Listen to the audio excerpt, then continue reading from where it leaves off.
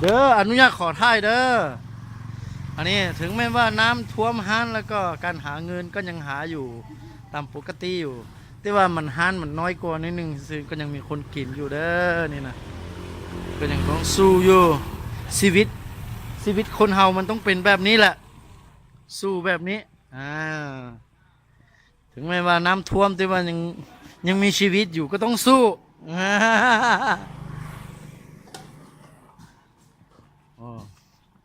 ผู้นั่งกินม่วนกินเซินก็นั่ง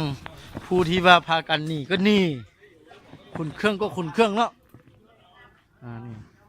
โต๊ะนี้ก็เป็นโต๊ะหนึ่งที่ว่ากำลังม่วนอยู่ตัวสัมภาษณ์ไม่รู้จงเลย我讲ตัวไอ้เช่าของไอ้เช่า哈咩怎样老人都是吧就那啦就那就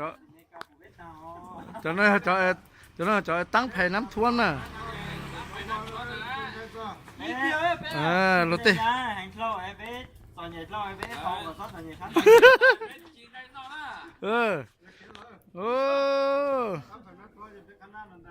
giờ nè bác nó nè rong sa chỉ hậu đấy nó chè tôi sum view á rồi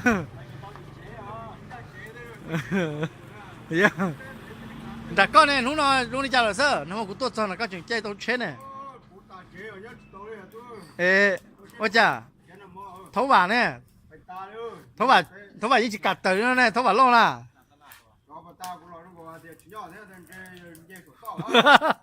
thấu đỡ là trong đỡ chỉ cắt kia thôi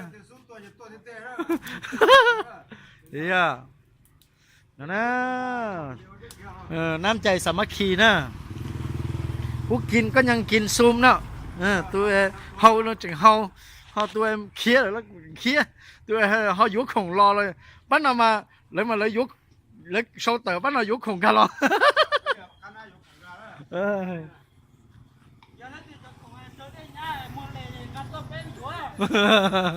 ป้าไหนป้าสู้เกียร์น่ะ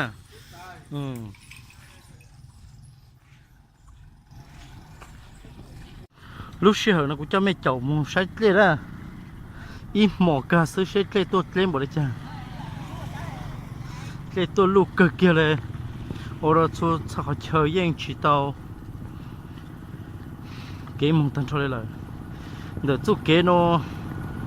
giờ mong cho phun ngàn ý na na mỏ lê chỉ nhóc bún chẳng sư tu mỏ cả sư sát lên top lờ đây là nó không bị phun luôn thôi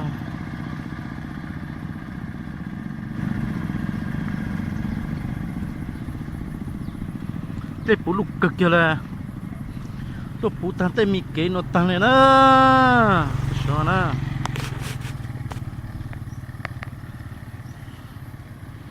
sun lúc tôi chính xác tôi ăn lần nữa thôi na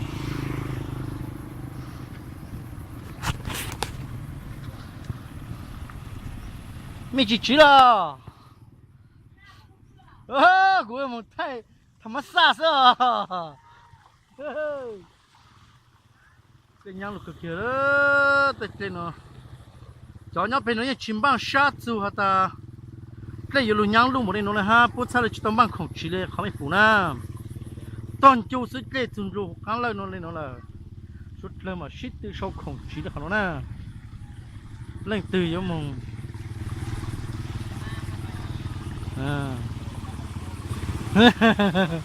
ผู้กินก็ยังกินเนาะผู้เล่นก็เล่นผู้ไทยก็ไทยเนาะสิแหละสุ่มคนเลยนี่ใหญ่เฮงใหญ่พอสมควร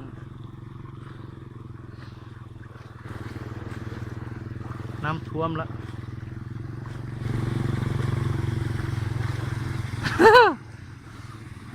สุดยอดเลยเด้อพุ่นหนีภัยน้ำท่วมครั้งนี้ก็หนียังไงไปไวผู้ใหญ่เครื่องใหญ่ของเมื่อคืนนี้หรือว่าเมื่อวันนี้ก็ยังคิดว่าน้ำสีบุท่วมใหญ่ปานนี้แต่ก็เลยไม่ได้เคียนเครื่องของออกจากเลย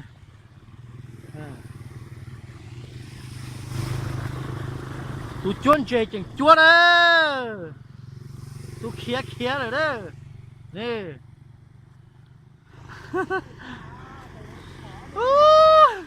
đến lò à đến lò cái kia đấy rồi chỉ tao đấy rồi đó tịt cho cắt rồi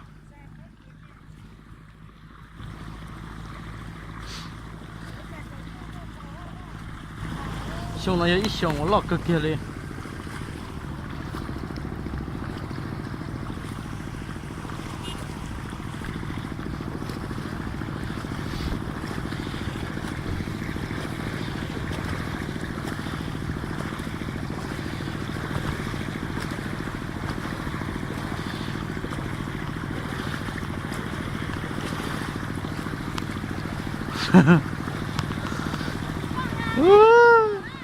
ha tay lùi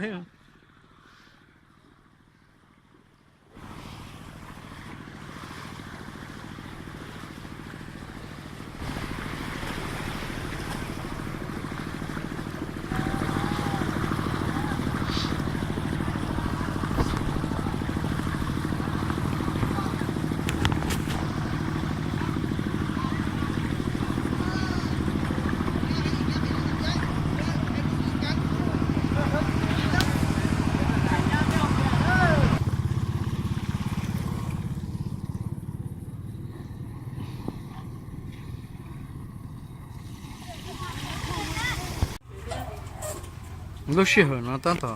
มั่วทางหน่วยกู้ภัยเลยคือทหารนะก็เป็นผู้ช่วยเด้อนี่เป็นผู้ให้กำลังจิตกำลังใจ ถึงแม้ว่าน้ำยังบ่ได้มาท่วมก็แล้วแต่น้ำก็มาฮอดจุดนี้เลยเด้ล่วงทางคิดว่าภายในคืนนี้มันก็สิฮอดอยู่นี่ละจุดนี้ละก็ยกเครื่องขึ้นรถเด้อ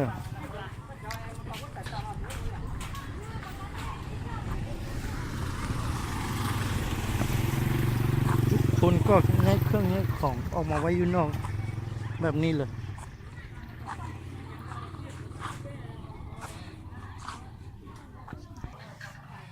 อันนี้ก็แม่นเฮือนในบ้านนะ